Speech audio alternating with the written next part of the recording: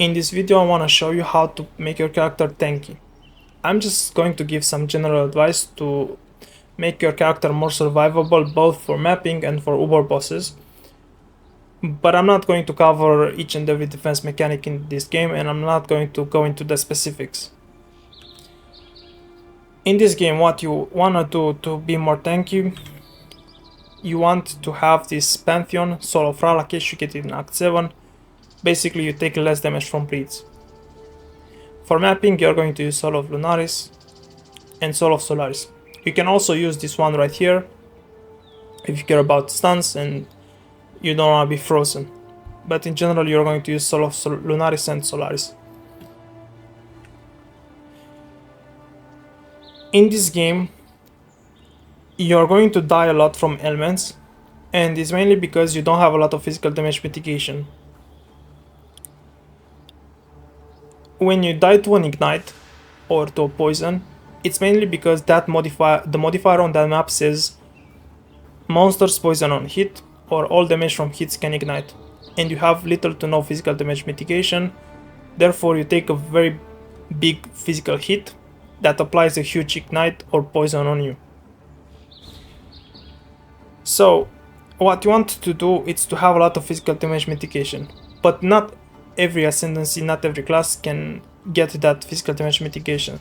So what you want to do is to get some crafts, and some implicits on your helmet and body armor that says physical damage from hits taken as chaos, cold, lightning, or fire. And here on your body armor you have physical damage taken from hits as fire or as lightning. Also, if you have an armor based body armor, you can have additional physical damage reduction like this one right here.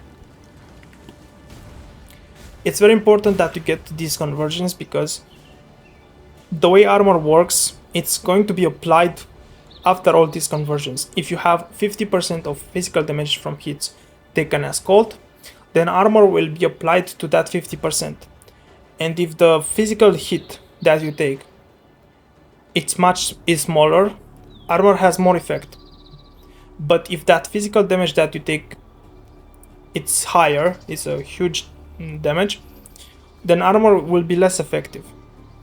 So it's very important that you have this percent conversions. In general, you're going to use at least one defensive aura together with defiance banner. So grace and defiance banner, or determination and defiance banner. You can use both of them and then use Eldritch Battery to cast your offensive aura. In general, getting stun avoidance and elemental ailments avoidance, it's nice, but it's expensive, and if you're on a budget you cannot afford them.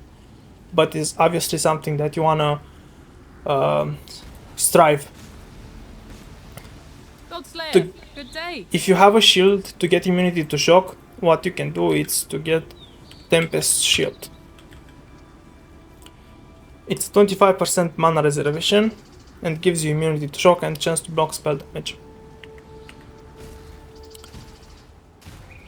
Now, after you get your physical damage mitigation or avoid conversion, physical damage conversion, and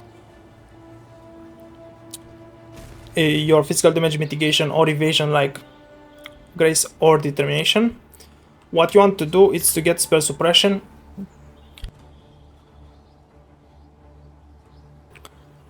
So you want to get spell suppression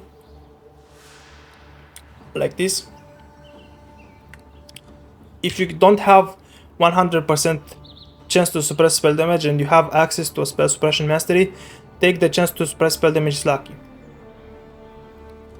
But ideally you'd want 100% chance to suppress spell damage. When I'm ready, and for maps, this is pretty much what you do. Obviously, having your flask with increased armor or evasion, quartz flask, quicksilver flask, all of that. But in general, this is good enough for maps.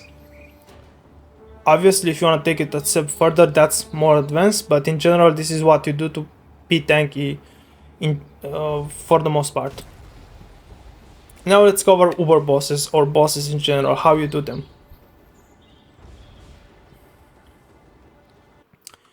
To do bosses, you can go to POVDB right here, and you can search the mob, the boss. For example, let's look at Shaper, and you can see that it has a few physical damage attacks, and it deals a lot of cold and fire damage. So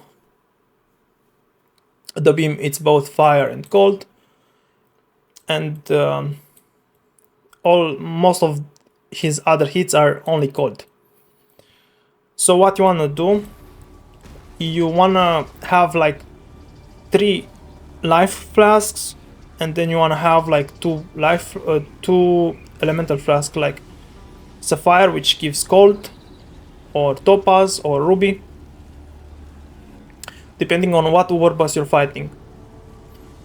So 2 or 3 life flasks and 2 or 3 either sapphire, quartz or ruby flask, with gain 3 charges when hit. And then you go for the harvest enchant, at least for the topaz or the sapphire flask. Enchant.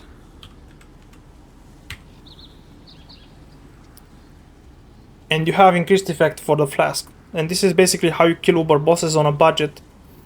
And this is how you are very tanky for uber bosses, if you don't have a mage blood or if you don't invest too much into your build.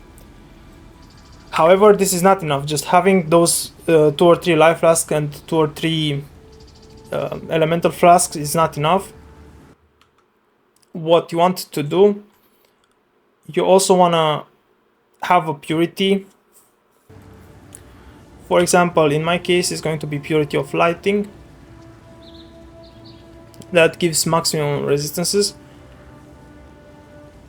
And depending on what boss you're fighting, for example, if you're fighting Maven, you want as much cold as possible. You don't really care about lightning or fire. If you're fighting Eater of Worlds, you only care about light. So you want to get as close as possible to 90% maximum lighting resistance, and the way you do it is by having a purity of lightning, cold, or purity of ice, fire, or lightning, together with some annoints such as crystal skin right here, maybe soul of steel, maybe prismatic skin,